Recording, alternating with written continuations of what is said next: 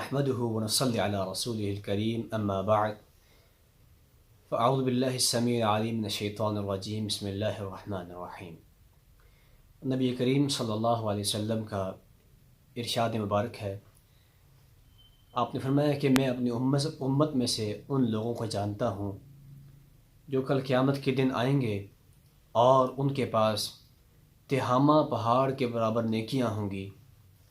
اور پھر اللہ رب العالمین ان کی ان نیکیوں کو گرد و غبار بنا کر ہوا میں اڑا دے گا۔ صحابہ کرام نے جب یہ بات سنی کہ اتنی بڑی نیکیوں والے لوگ جب اللہ کے دربار میں پیش ہوں گے اور ان کی نیکیوں کو اس طرح ضائع کر دیا جائے گا تو وہ پریشان ہو گئے۔ ایک صحابی نے سوال کیا، اللہ کے نبی صلی اللہ علیہ وسلم ہمیں بتلائیے کہ یہ کون سے ایسے لوگ ہیں جن کی نیکیوں کے ساتھ یہ سلوک کیا جائے گا، آپ ہمیں بتلائیے کہیں ایسا نہ ہو کہ ہم بھی انہی لوگوں میں سے شامل ہو جائیں اور ہمیں پتہ بھی نہ چلے۔ تو آقا علیہ السلام نے ارشاد فرمایا کہ آپ ان لوگوں کے بارے میں یوں سمجھ لیجئے کہ وہ آپ ہی میں سے ہوں گے، اور جس طرح آپ لوگ رات کے وقت اٹھ کے اللہ کی عبادت کرتے ہیں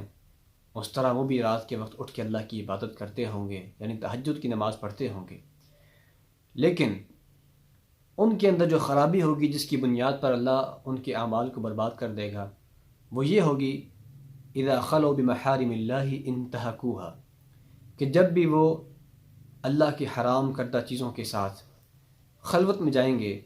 یعنی جب خلوت کا اختیار کریں گے تو وہاں پر اللہ کی حرام کردہ کاموں کو اختیار کریں گے۔ معزز سامعین، یہ حدیث مبارکہ بہت زیادہ ڈرا دینے والی ہے اور بہت زیادہ ہوشیار کر دینے والی ہے۔ اس حدیث مبارکہ میں جس اہم نقطے کی طرف اشارہ کیا گیا ہے وہ ہماری خلوت ہے، کہ ہماری خلوت، ہماری گوشہ نشینی، ہماری تنہائی یہ کیسی ہے۔ کیا ہم اپنی خلوت کے اندر بھی اللہ کا ڈر ویسے ہی محسوس کرتے ہیں جیسا ڈر ہم اپنی جلوت کے اندر یا لوگوں کے اندر کرتے ہیں؟ لوگوں کے اندر جس طرح ہم نیک بن کر رہتے ہیں، متقی بن کر رہتے ہیں، اور جو لوگوں کے سامنے ہمارا ایک پرہیزگاری والا چہرہ ہے، کیا خلوت کے اندر بھی ہم اس پرہیزگاری والے چہرے کو قائم رکھ سکتے ہیں کہ نہیں رکھ سکتے؟ یہ ایک بڑا اہم مسئلہ ہے، اور فی زمانہ کچھ ایسی چیزیں ہماری زندگی میں شامل ہو گئی ہیں جن کی موجودگی میں خلوت کے گناہوں سے اجتناب کرنا انتہائی مشکل ہو چکا ہے۔ خلوت کے گناہوں سے اپنے آپ کو بچانا یہ انتہائی دشوار ہو چکا ہے۔ لیکن سامعین محترم، جن کو اللہ توفیق دے اور جن کے دل میں اللہ کا ڈر ہو، تو وہ چاہے خلوت میں ہوں، چاہے جلوت میں ہوں، چاہے سفر میں ہوں، چاہے حضر میں ہوں، وہ ہر جگہ پر اللہ کا خوف اپنے دل میں رکھتے ہیں اور اپنی خلوت کو بھی خاص طور پر گناہوں سے پاک اور صاف رکھتے ہیں۔ تو اس حدیث مبارکہ میں جو بات ارشاد فرمائی گئی وہ یہی ہے کہ اتنے زیادہ یہ لوگ نیک اعمال لے کے آئیں گے کہ ان نیک اعمال کی مثال آپ نے تہامہ کے علاقے میں جو پہاڑ واقع ہیں ان پہاڑوں کے ساتھ دی، کہ ان جیسے بڑے بڑے اعمال، ان پہاڑوں جیسے بڑے بڑے اعمال لے کے آئیں گے، لیکن ان کے اعمال کی اللہ کے ہاں کوئی قدر و قیمت نہ ہوگی، اور ان اعمال کو اللہ گرد و غبار بنا کر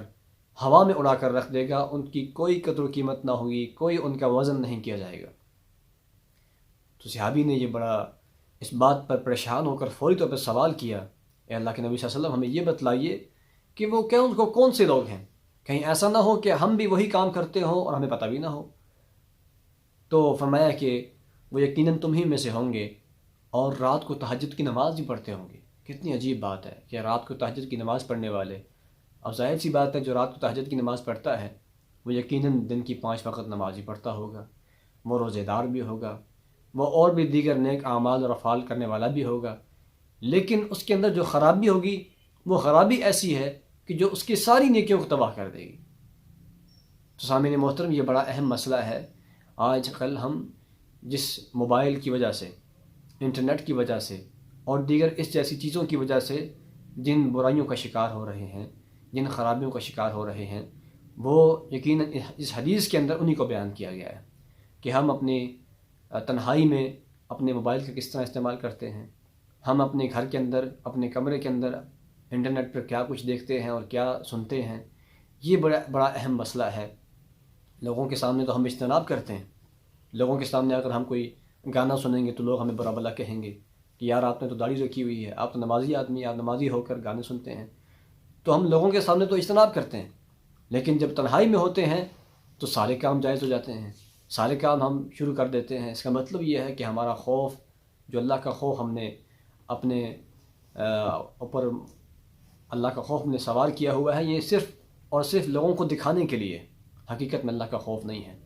جن کے دل میں حقیقت میں اللہ کا خوف ہوتا ہے، وہ چاہے ہم تنہائی میں ہوں، چاہے وہ سب کے سامنے ہوں، وہ ہمیشہ اپنی زندگی کو پاک اور صاف رکھتے ہیں۔ اس لیے اپنی تنہائی کو پاک کیجیے، اپنی خلوت کو پاک کیجیے، اور اس وقت بھی اللہ سے ڈریے کہ کوئی ایسا کام نہ کریں کہیں اللہ تعالی ہمارے اعمال کو برباد نہ کر دے۔ اللہ تعالی ہم سب کی حفاظت فرمائے۔